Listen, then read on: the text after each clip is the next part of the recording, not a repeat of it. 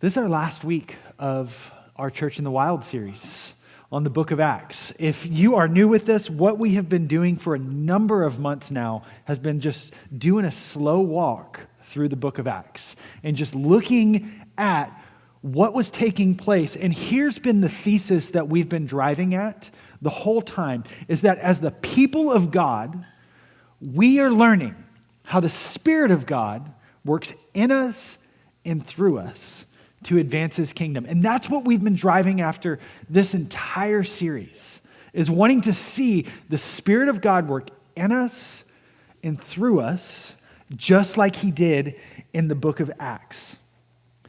So as we wrap up this series today, this is not going to be like a summary message of all the different messages combined into one.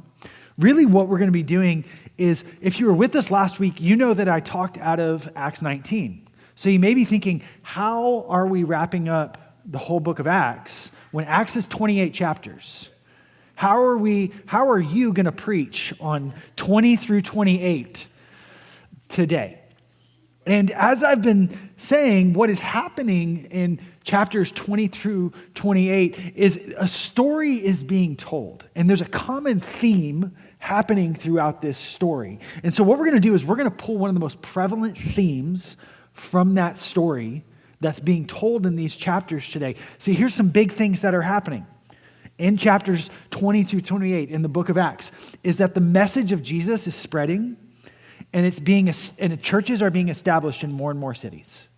You see that happening in these chapters. One of the key ways that it's happening is through Paul and his partners as he's going on his missionary journeys. But maybe the most obvious thing that's happening in these chapters is that the church is taking ground even in the midst of incredible trial. In famine, in persecution, lack of resources, threat of arrest, actual arrest, the church is moving forward. Another way to say it is that the church is prevailing. For us to prevail, it means that we would be victorious against the forces that come against us, because we have access to a greater power than the forces that can come against us. This whole thought of what it means to prevail comes from a Greek word. I've talked about it the last couple of weeks, and I've pronounced it different each week. This word is katashuo. I don't know what I said last week, but that's what it means this week. That's that word. This word is used twice by Jesus in the New Testament. It's the only time it's used. And what it means is that we would be a prevailing people, a victorious people against the forces that come against us, no matter what, because the power in us is greater than any force that can come against us. Katashuo. In Matthew chapter 16, Jesus said it this way. He said, speaking as a prophetic declaration over the church, "And I tell you that you are Peter, and on this rock I will build my church, and the gates of Hades will not overcome against it." That is the word right there. The gate, it will not prevail against it, meaning the church is called to be a declarative, prevailing, victorious people. That's Jesus' declaration over us. He then says in Luke chapter 21, Jesus is not making a prophetic declaration about the church this time. What he's doing is he's speaking to us and he's saying, hey, here is how you're going to prevail when the world and culture gets really overwhelming and gets really difficult. Here's how you will overcome. He says, be careful or your hearts, pay attention to that, our hearts will be weighted down. If you want to know the direction your life is headed, check where your heart is. Be careful or your hearts will be weighed down with carousing, drunkenness, and the anxieties of life. You know, we read that and some of us, we shoot over carousing because we're not sure what it means. We shoot over drunkenness because we're like, that's not me. And then it hits anxieties of life and you're like, I don't like the Bible right now. It hit a little too close to home. It says, and that day will suddenly come on you like a trap. For it will come on all those who live on the face of the earth. You're not exempt. It's coming to everybody.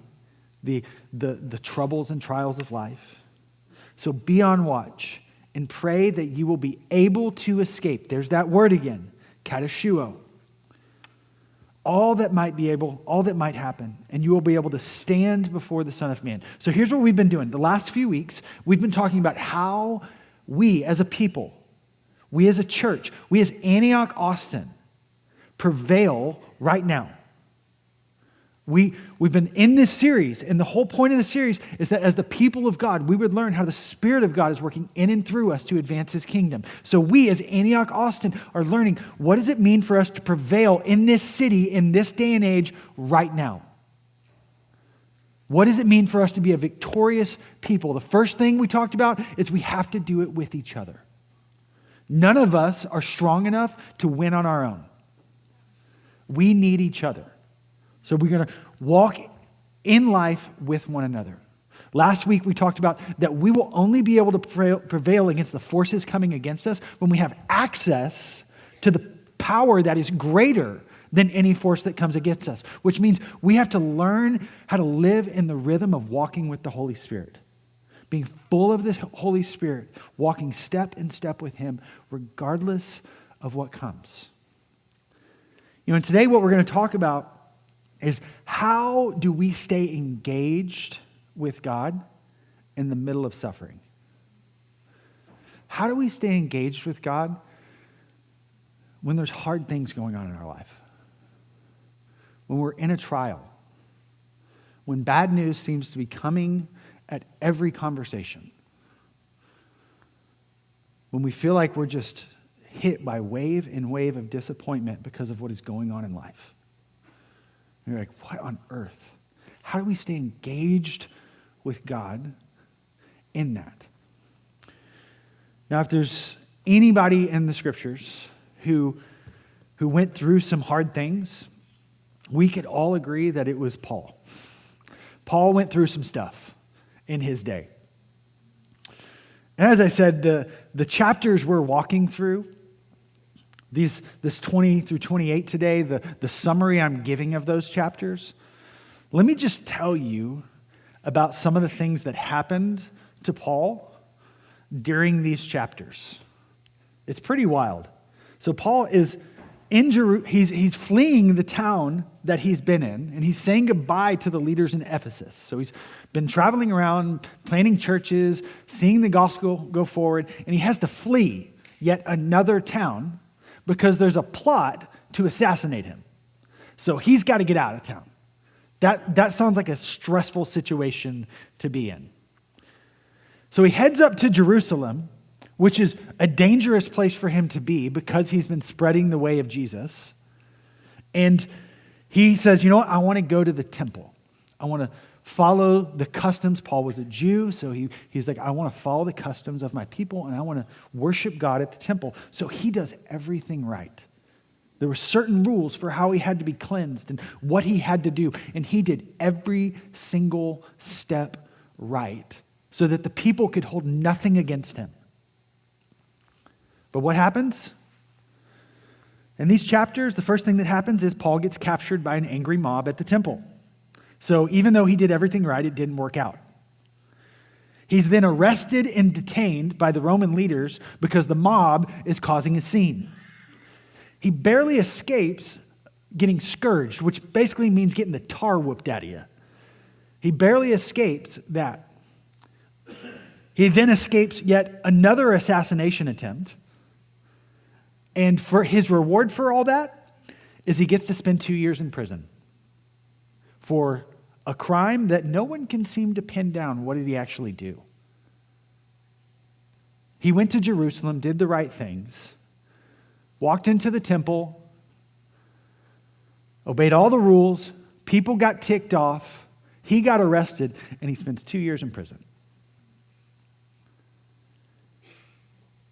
He then has to go stand trial before multiple officials, none of which can determine what he did wrong or why they should have him in prison or if they should release him. So what do? They send him to Rome. Say, Caesar's going to take this one up. Caesar's going to determine what happens to you. Still, no one's quite sure what Paul's crime is. It's talking about Jesus is what it is, but that's okay. While Paul is being shipped to Rome, the boat that he's on is shipwrecked. And when he gets to shore, he's making a fire because there was about 300 other people that were shipwrecked with him, and he's making a fire, and he reaches down to grab some wood, and a viper latches onto his hand. I mean, you could just feel the frustration that was probably going through Paul. It says he shook it off. I'm like, I would love to see his face when he shook it off. Be like, are you kidding me?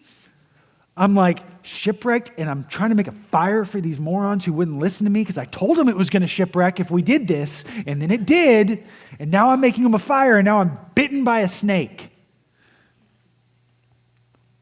After about 3 months of being on that island, he then makes his way to Rome so that he can sit in house arrest for the next few years, awaiting to talk to Caesar. Paul went through some stuff. Paul went through some hardships in his life. But he wasn't afraid to talk about it. In 2 Corinthians chapter 11, Paul's like giving some of his qualifications for why people should listen to him and why he's like qualified to do what he does. He doesn't like to do this, which is what we'll see. But in verse 23, he says, "Are they servants of Christ? I'm out of my mind for talking like this. I am even more of a servant of Christ. I have worked harder. I have been in prison more frequently, been flogged more severely, and been exposed to death again and again. 5 times I received from the Jews 40 lashes minus 1. 3 times I was beaten with rods. Once I was pelted with stones. 3 times I was shipwrecked. I spent a night and a day at open sea. I have been constantly on the move. I have been in danger from rivers. I have been in danger from bandits, in danger from my fellow Jews, in danger from Gentiles, in danger in the city, in danger in the country, in danger at sea, in danger from false believers." It feels like Paul has become Dr. Seuss. "I have labored and toiled, and I have gone without sleep. I have known hunger and thirst, and I have often gone without food. I have been cold and naked. And besides everything else, I face the daily pressure of my concern for all the churches." When Paul wrote this, when he was describing what he had been through, he had been in doing what he was doing for about 20 years. He would live another 11 to 12 years. So like 2/3 through like him trying to follow Jesus, he had already gone through all this. Pretty tough stuff. And by the way, the last like 10, 11 years would be Paul spending most of that time in prison or in house arrest, being isolated from believers, writing them letters, occasionally getting visitors, and ultimately what would happen is he'd get executed for talking about Jesus. So it's kind of an understatement to say Paul went through some stuff. Yet after he gives that Dr. Seuss speech on all the stuff that he'd been through, he says this, 2 Corinthians chapter 12. "Even if I should choose to boast, I would not be a fool, because I would be speaking the truth. But I refrain so that no one will think more of me than is warranted by what I do or say, or because of these surpassingly great revelations that he had received. Therefore, in order to keep me from being conceited, I was given a thorn in my flesh, a messenger of Satan to torment me. 3 times I pleaded with the Lord to take it away from me, but he said to me, 'My grace is sufficient for you, My power is made perfect in weakness. Therefore, I will boast all the more gladly about my weaknesses so that Christ's power may rest on me.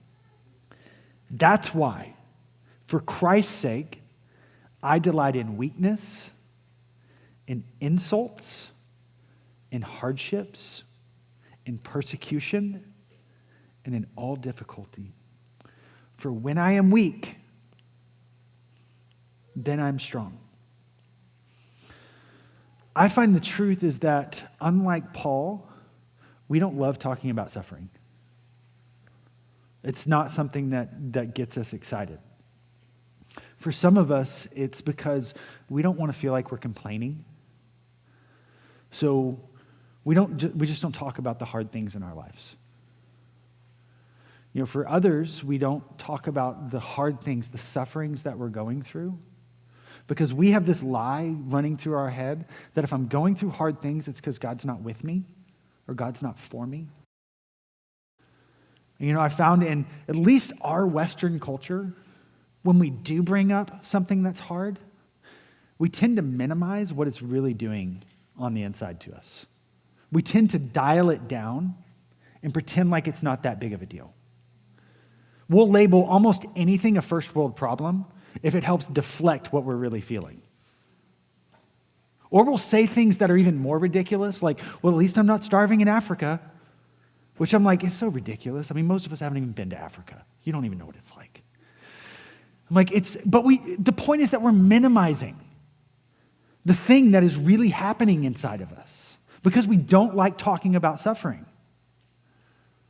We don't want to deal with it. We don't want to talk about the hard that's happening in our lives. See, there's one commonality that happens in all types of suffering. And one commonality that happens is that when it's happening to us, we have a tendency to pull away. We have a tendency, whether it's to pull away from people or whether it's to pull away from the thing that's hard. We want to isolate or insulate. Isolate from people or insulate ourselves from what is hard. Suffering comes in different forms. There's suffering that comes because we live in a fallen and broken world. The result of sin has left the world broken. And so therefore there's hard things that happen in life. There's pain that happens in life. There's sickness that happens in life. And it causes suffering in our lives. And those things will only be wiped away when Jesus restores all things back to God's original intent when he returns. But until then, we will face those kind of sufferings as a result of living in a fallen world. There's sufferings that happen because we make stupid choices. We do something, we sin, we make a bad decision, and the result of it is negative consequences. And we have to live with those negative consequences for either a short season or a long season that causes us pain and hardship because of choices that we make on our own. There's suffering that comes from spiritual warfare. The reality is there is a very real enemy. The devil is real. Demonic forces are real. And their sole purpose is to steal from you, to kill you, and destroy you. And so what they will do is they will attack your life. They will attack your life so that they erode away the trust that you have in God and eventually want to turn your back on him. They will come at you at night when you are defenseless, and they will flood your dreams. They will seek to come after you with night terrors, with nightmares that make you want to distrust, is God really with me? When I can't fight for myself, is God for me? And the sole purpose of that spiritual warfare is to get you to turn your back on God. And lastly, there is suffering that takes place when we stand up for the gospel. When we stand up for Jesus. You know, I don't know anybody here that's been imprisoned like Paul was for standing up for the gospel. Our persecution can look a little different given the context of where we live, but it still comes. You get passed over, you get ignored, relationships are harder to form. See, it's that commonality I'm talking about. When those kind of things happen, the tendency for us is to either isolate from people or to insulate ourselves from pain. We're a pain-avoidant people. Again, remember what Jesus said in John and Luke chapter 21? He said, be careful or your hearts will be weighed down. Your hearts will get overrun. When hard things, when suffering is happening in our lives, when there's difficulties that we're facing, it's our hearts that start to pull us in another direction. And our hearts, what keep us from staying engaged with God. Because we either insulate from the hard or we start to isolate from people. That's why Jesus is saying, hey, be careful or your hearts will go astray. Proverbs chapter 4, verse 23 says, guard your heart above all else, for it determines the course of your life. We've got to just keep watch over our heart. We've got to pay attention when things are hard. We've got to pay attention. Otherwise, we're going to find ourselves numbing. When we start to do things and fall into patterns that numb us, it not just numbs us from the pain that we're feeling, it can numb us from the joy that God's got for us. It has an effect both ways.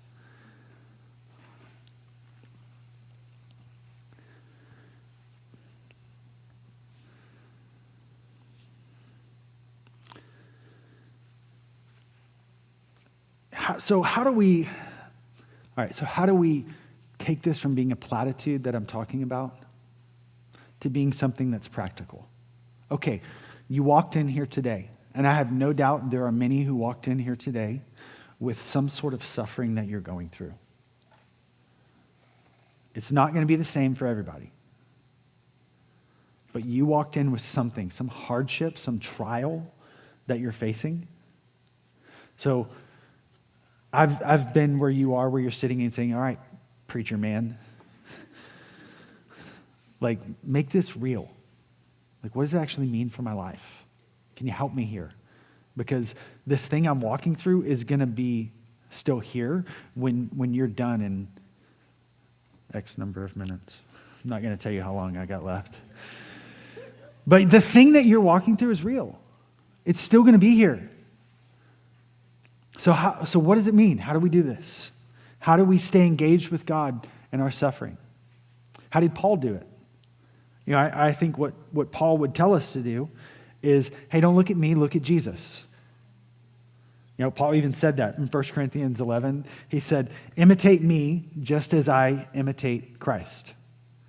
What Paul learned to do in the middle of his suffering is from learning what Jesus did in his suffering. So let's look at what Jesus did. What did Jesus do when he was suffering? In Matthew chapter 26, this is right before Jesus is about to die. He's had the Last Supper with his followers, and they leave, and it says, then Jesus came to a place called Gethsemane. And he said to his disciples, sit here while I go over there and pray. And he took with him Peter and the two sons of Zebedee, James and John. And he began to be sorrowful and deeply distressed. Then he said to them, my soul is exceedingly sorrowful, even to death. Stay here and watch with me. So he went a little bit further, and he fell on his face, and he prayed, saying, oh, my Father, if it is possible, let this cup pass from me. Nevertheless, not as I will, but as you will. Then he came to the disciples, and he found them all asleep. And he said to Peter, what? Could you not watch with me 1 hour? Watch and pray, lest you fall into temptation. For the spirit is willing, but the flesh is weak. Again, a second time, he went away and he prayed, saying, oh, my Father, if this cup cannot pass away from me unless I drink it, then your will be done. And he came again, and he found them asleep, for their eyes were heavy. So he left them, and he went away again. And a third time he prayed, saying the same words. What did Jesus do in the middle of suffering right from the start? Bear in mind, this is the Son of God we're talking about. Going through suffering, just like us. What did he do? He invited people in, and he didn't hide. He invited people in. He told his friends, hey guys, I'm in a hard spot. I'm really suffering.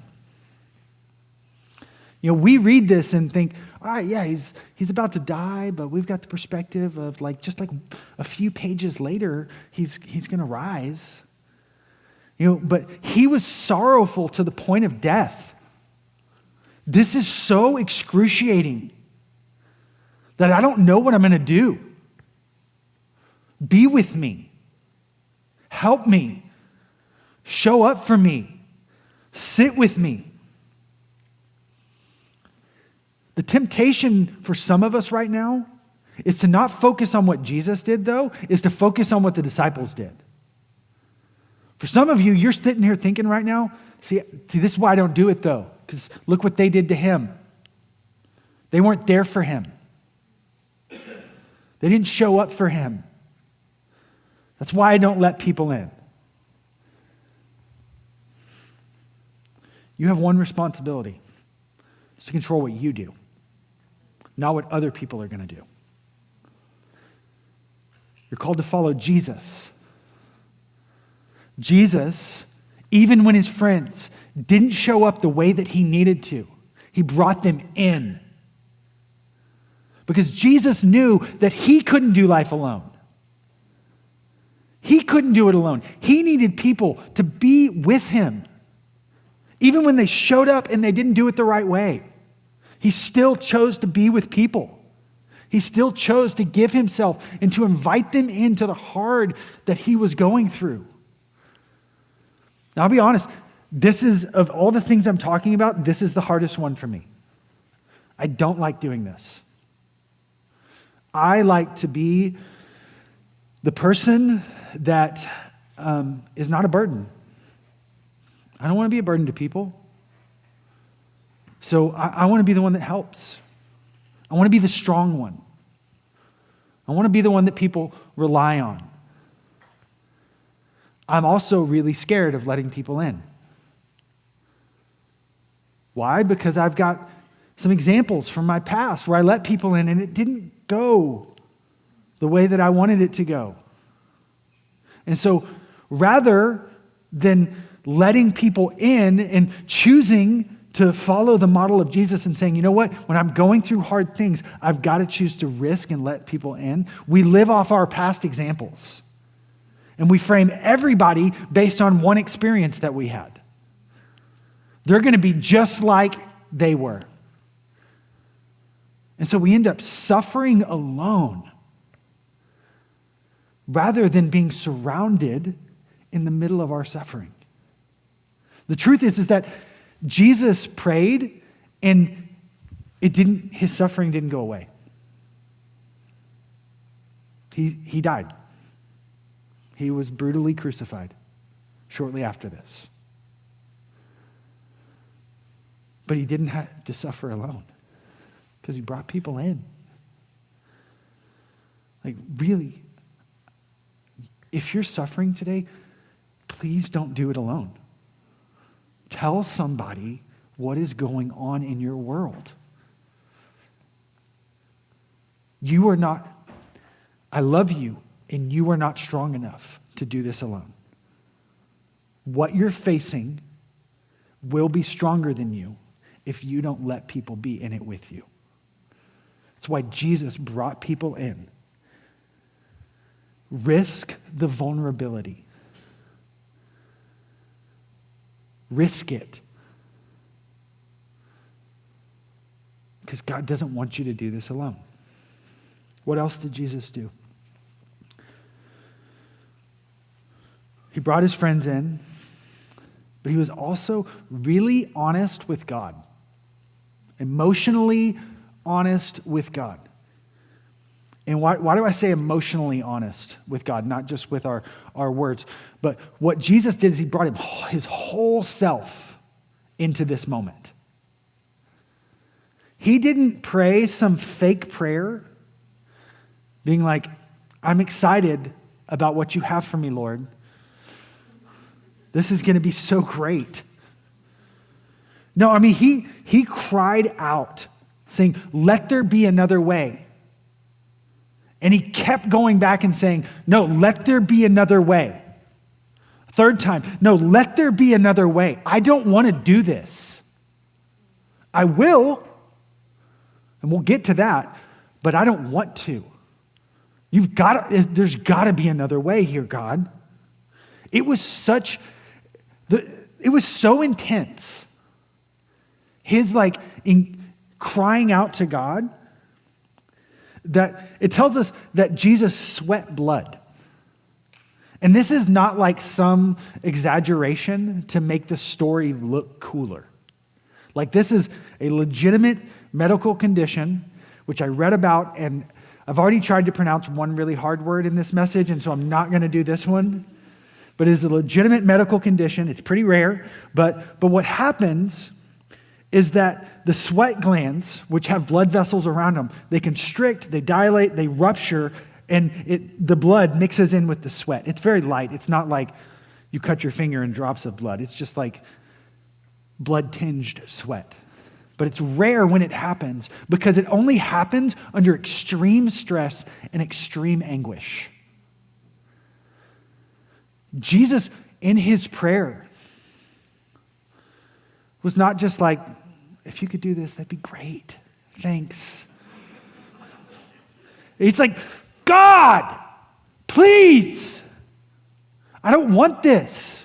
How often are you that honest with God?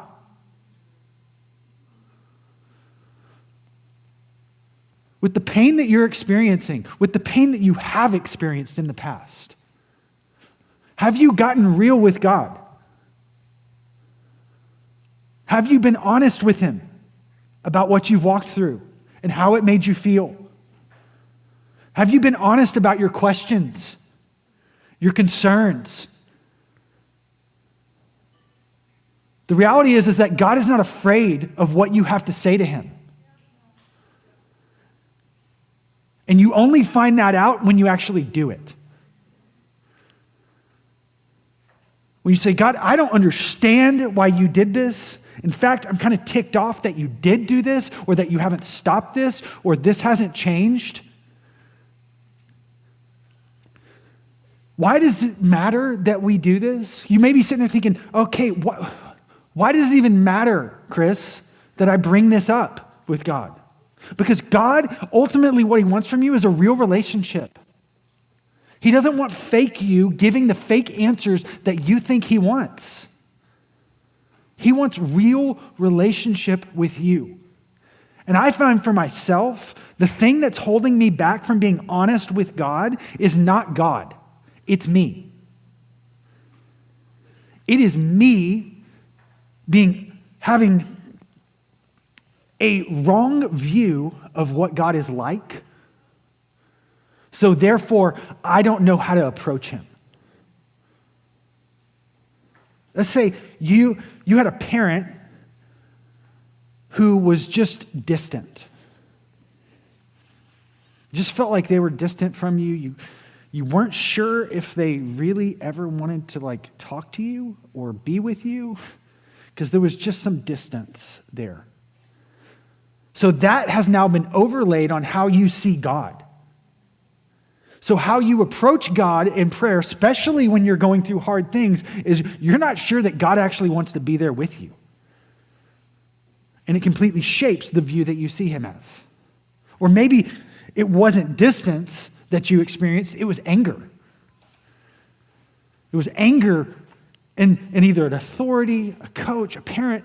There was anger, defensiveness, and how they lived and when you brought things up. And so now the way that you approach God is you walk on eggshells. And you're very calculated and careful in what you say to him and the prayers that you pray. They're not emotionally honest and real. They're very crafted and structured in a way that I have to make sure I say the right thing. Otherwise, I don't want to upset him. The reality is we let our overlays of how we've experienced people in the past dictate our view of God. And it changes how we actually engage with him. Not from a real relationship, but from how we think we're supposed to show up and what's going to make him the happiest. That's called religion. God doesn't want that from us. He wants a real relationship with us. I found the way that I see that thing broken down in my life is in two ways. One, I daily spend time reading the scriptures. If you will daily read the scriptures, you'll get a clearer view of who God is. But two, just pro tip, sign up for Freedom Prayer. For those of you that don't know what Freedom Prayer is, go to our website and read about Freedom Prayer and watch the testimony video that's on our website about Freedom Prayer. But what I try to go through Freedom Prayer twice a year is my aim. You know, and Krishna and Shankari are so gracious when they lead me through it. Like, it is amazing. But what I do is when I go through it, I'm saying, God, is there any way in which I'm not seeing you rightly? That I need to have my mind rewired so that my relationship with you is a little more whole and a little more real. And that's what I'm going for. God, would you rewrite what is off in me so that I can see you rightly? Because I want to see you rightly. Because I want to know you. And I know you want to be with me. So we've got to be honest with God. And last thing that we see Jesus doing before he goes and he's crucified. The reason he's able to pray, not my will, but your will, is because the love of God is what colored his perspective of the future. You ever notice that when you're in the middle of something hard or you're in the middle of something suffering related, you're thinking, this is going to last forever. This is just the way it is. This is just my life. You actually begin to anticipate more hard. When we let the love of God color our perspective of the future, what it does is it gives us a different view of what the future will be like. It doesn't eliminate the hard. Even when the love of God colors our perspective, it recognizes that hard will come. It just means that the hard won't define us. That the love of God will never leave us, no matter what the hard is, no matter how difficult it gets. Let me try to make this point practical even further. You know, when I was a teenager, I did not want God at all. My parents loved Jesus and they raised me to love Jesus, but I just was like, I'm out.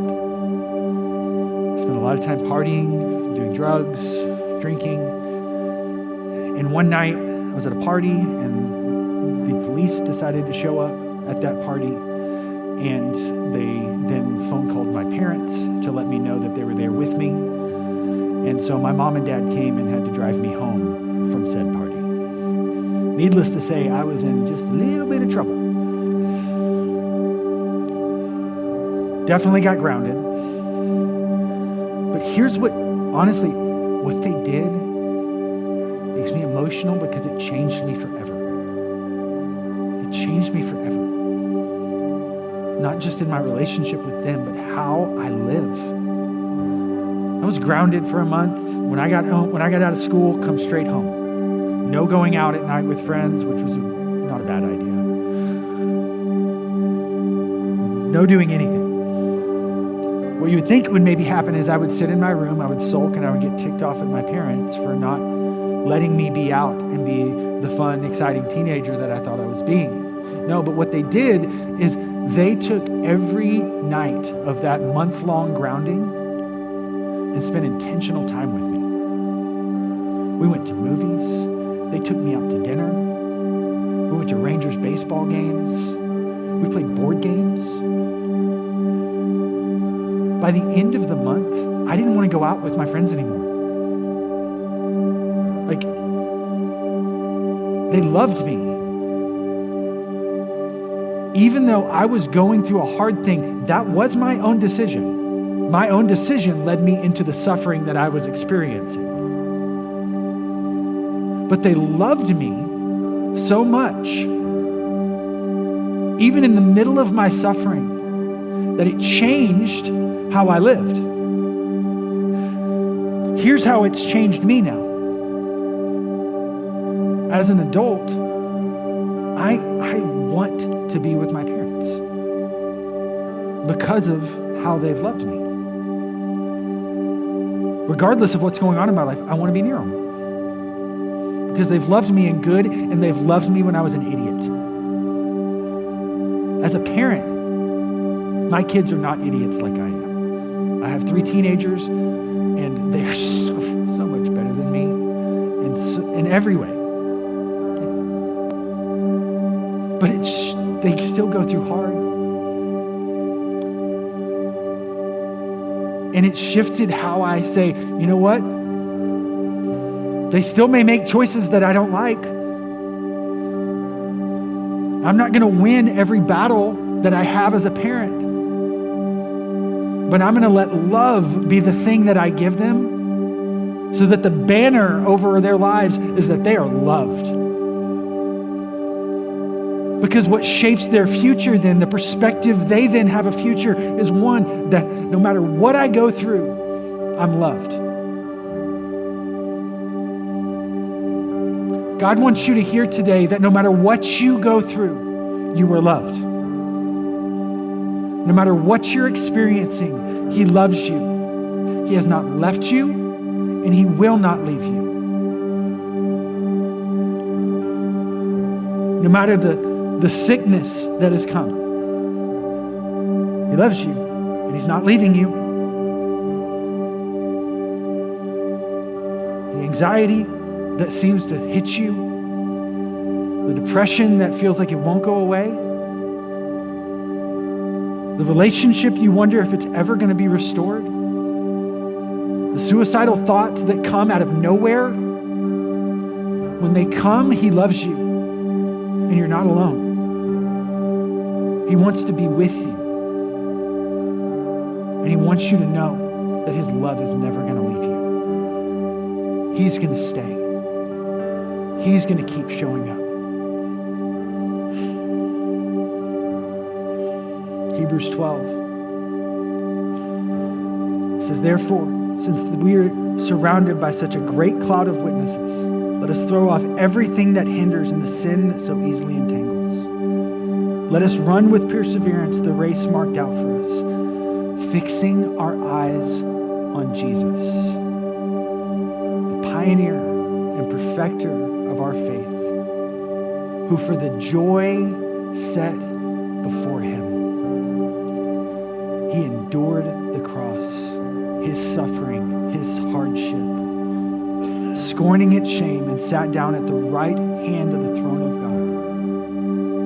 Consider Him.